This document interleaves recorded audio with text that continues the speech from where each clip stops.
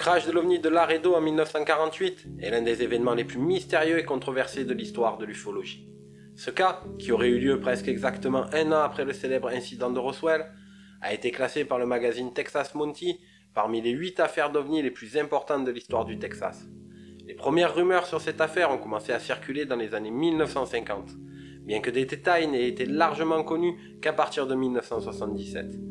Avec des éléments supplémentaires publiés en 1978 par feu Leonard Stringfield, l'un des premiers chercheurs sur les ovnis, a préconisé une enquête sérieuse sur les crashs d'ovnis signalés un peu partout à cette époque. L'histoire du crash de l'ovni de Laredo au Texas remonte à l'été 1948 et suscite un vif intérêt parmi les ufologues depuis des décennies. Selon les récits, un objet volant non identifié, en forme de disque argenté d'environ 27 mètres de diamètre, a été poursuivi par au moins 2 avions militaires américains avant de s'écraser à environ 48 km au sud-ouest de Laredo, au Texas, le 7 juillet 1948. Des militaires américains auraient été envoyés d'une base militaire proche pour boucler le site du crash en attendant l'arrivée d'une équipe spéciale chargée de récupérer et d'examiner les débris. Il se murmure également qu'un corps d'extraterrestre gravement brûlé aurait été retrouvé sur les lieux. Au fil des ans, de nombreux témoignages et preuves photographiques concernant le crash ont émergé, contribuant à alimenter l'intérêt pour cette affaire. Parmi ces éléments figurent des rapports de témoins oculaires impliqués dans la récupération de l'OVNI et des photographies montrant le corps d'extraterrestres retrouvé sur le lieu du crash. Des enquêteurs ufologues ont tenté de retracer les événements qui ont conduit au crash de Laredo. Certains ont émis des hypothèses que l'OVNI aurait été touché par un éclair ou qu'il aurait été abattu par l'armée américaine après avoir violé l'espace aérien. D'autres estiment que l'objet aurait pu être un objet expérimental secret développé par le gouvernement américain ou par une autre nation. L'histoire du crash de l'OVNI de Laredo débute dans la soirée du 7 juillet 1948, un peu plus d'1 an après le célèbre incident de Roswell. Ce soir-là, près de la ville de Laredo au Texas, située à la frontière entre les États-Unis et le Mexique, les opérateurs de plusieurs radars militaires américains, responsables de la sécurité de l'espace aérien du pays, auraient détecté un étrange phénomène. Ces radars auraient commencé à suivre un gros objet non identifié, se déplaçant à des vitesses impressionnantes, supérieures à 3500 km/h. L'objet aurait été repéré pour la première fois entrant dans l'espace aérien américain au-dessus de l'État de Washington, avant de se diriger rapidement vers le sud en direction du Texas. La vitesse et la trajectoire de cet objet intriguèrent les opérateurs radars qui restèrent en alerte alors qu'il traversait le pays à une vitesse vertigineuse. Les rapports indiquent que l'objet aurait effectué un virage à 90 degrés à un moment donné, un exploit qui dépasse les capacités des aéronefs conventionnels de l'époque. Alors que l'OVNI poursuivait sa trajectoire vers le sud, les autorités militaires américaines, intriguées et préoccupées par cet énigmatique intrus, auraient décidé de mobiliser des chasseurs pour tenter de l'intercepter et de l'identifier. 2 avions de combat Lockheed P-80 Shooting Star ont rapidement été dépêchés depuis la base aérienne de Dyess au Texas dans le but d'établir un contact visuel, d'identifier et éventuellement d'engager le mystérieux objet inconnu. Lorsqu'ils ont tenté de s'approcher de l'OVNI, celui-ci aurait effectué un virage abrupt à 90 degrés en direction de l'est du Texas sans ralentir, laissant les avions de chasse dans l'incapacité de suivre ses mouvements soudains et rapides. Quelques instants plus tard, l'objet aurait commencé à afficher un comportement étrange, alternant ralentissement, accélération et vacillement en vol, laissant supposer qu'il éprouvait des difficultés ou rencontrait une sorte de problème technique. Finalement, l'OVNI aurait continué sa descente vers le Mexique, s'écrasant à environ 48 km au sud-ouest de Laredo, juste de l'autre côté de la frontière. Les avions de chasse américains auraient observé cette scène de loin, ne pouvant intervenir directement sur le territoire mexicain.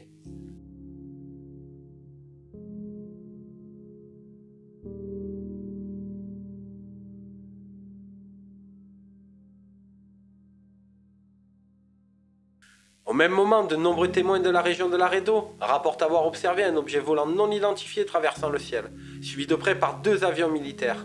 Les descriptions de l'objet varient légèrement d'un témoin à l'autre, mais la plupart s'accordent sur le fait qu'il avait une forme de disque argenté d'une trentaine de mètres de diamètre et qu'il émettait une luminosité intense. L'objet aurait été aperçu traversant le ciel à une vitesse et une altitude inhabituelles pour un engin conventionnel, se déplaçant de manière étrange et émettant un énorme bourdonnement qui avait marqué les esprits.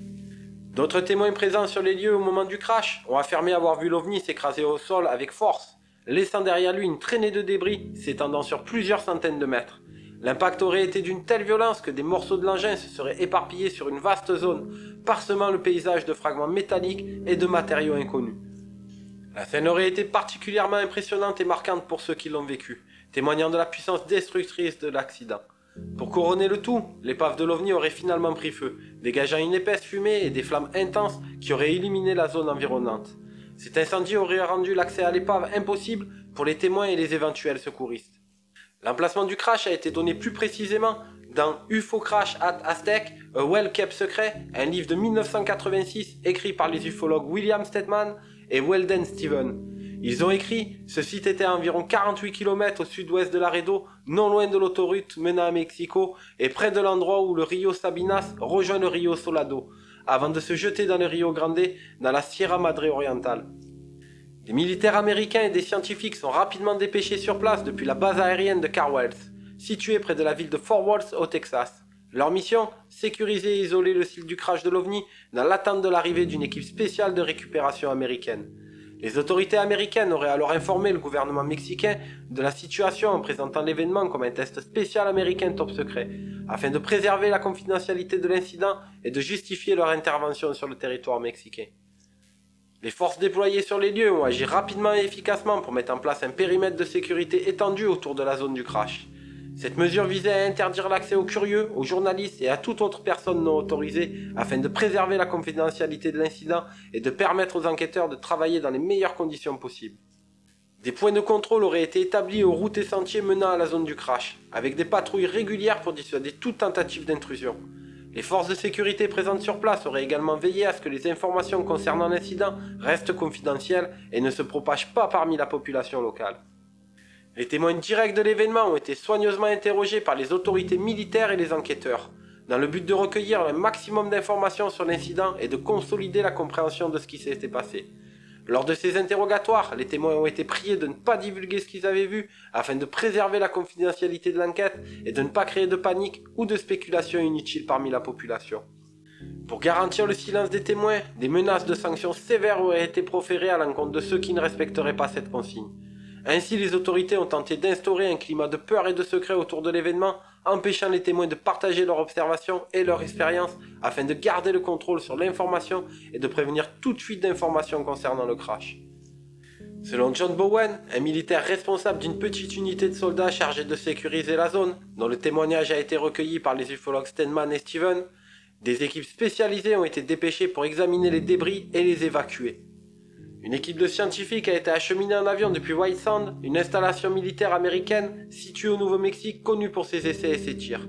Leur mission était de photographier le site du crash, d'inspecter les débris et de superviser leur évacuation. Plus tard, un convoi de grands camions de transport militaire a été mobilisé pour enlever les débris et les transporter jusqu'à la base militaire de Lackland Air Force à San Antonio au Texas, où ils seraient alors soumis à une analyse plus approfondie. Sur le lieu du crash, les enquêteurs ont été intrigués par l'absence totale de tout type de câblage, de caoutchouc, de verre, de plastique, de bois et de produits en papier, ce qui aurait été attendu dans le cas d'un engin conventionnel. La structure externe de l'OVNI semblait avoir été emportée par l'explosion lors de l'impact, laissant une vallée jonchée de fragments d'un matériau étrange. Ces fragments ressemblaient à du papier d'aluminium, similaire à ceux que l'on trouve dans les emballages de cigarettes, mais avec une résistance et une rigidité bien supérieures.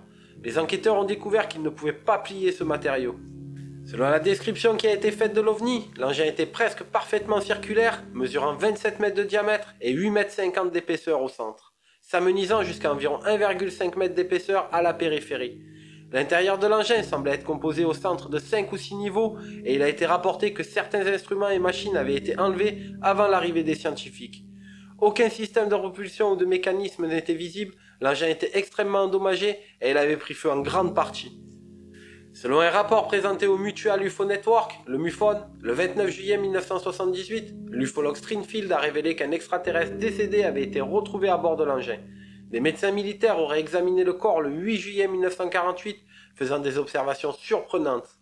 Le rapport décrivait l'être comme mesurant environ 1,40 m de long, avec une tête disproportionnée par rapport au torse. Sa structure osseuse était plus complexe que celle des humains et les médecins n'ont trouvé aucun organe reproducteur.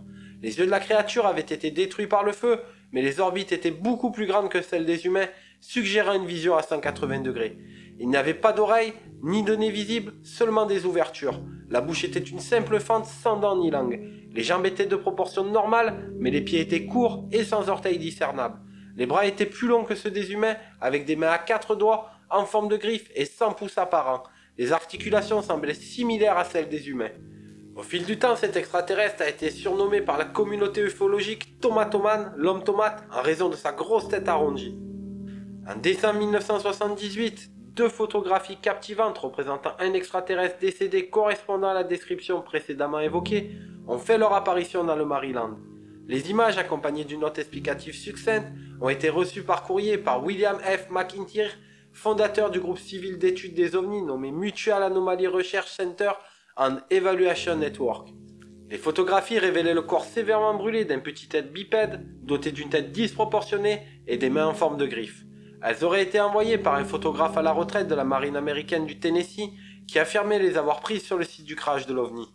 Ces images ont été publiées pour la première fois dans les médias en avril 1980 par Charles Willem, directeur de la défunte Ohio UFO Investigator League. L'Associated Press a par la suite repris les photos qui ont été publiées dans plusieurs journaux américains. L'apparition de ces photographies a suscité un intérêt accru et de nombreuses interrogations sur l'authenticité de l'incident.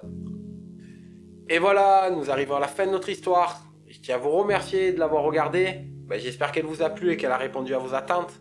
Si c'est le cas, n'hésitez pas à montrer votre soutien à la chaîne, en likant la vidéo, en la partageant avec vos amis. J'aimerais aussi connaître vos avis, alors n'hésitez pas à me dire en commentaire ce que vous en avez pensé. Dites-moi aussi si vous avez des idées pour des vidéos futures pour la chaîne. Si vous n'êtes pas encore abonné à la chaîne, je vous invite à le faire dès maintenant. Comme ça vous pourrez être informé des nouvelles vidéos qui sortiront prochainement. Et puis ça permet aussi à la chaîne d'être un peu plus connue. Comme ça vous contribuez à encourager mon travail et à me permettre de continuer à vous offrir du contenu. Un grand merci à tous mes abonnés, que ce soit ceux de la première heure ou ceux qui sont fraîchement arrivés. Votre soutien est très apprécié. Je vous dis à très bientôt pour de nouvelles aventures sur Mystère du Monde. En attendant, prenez soin de vous. Je vous dis à la prochaine. Bye bye.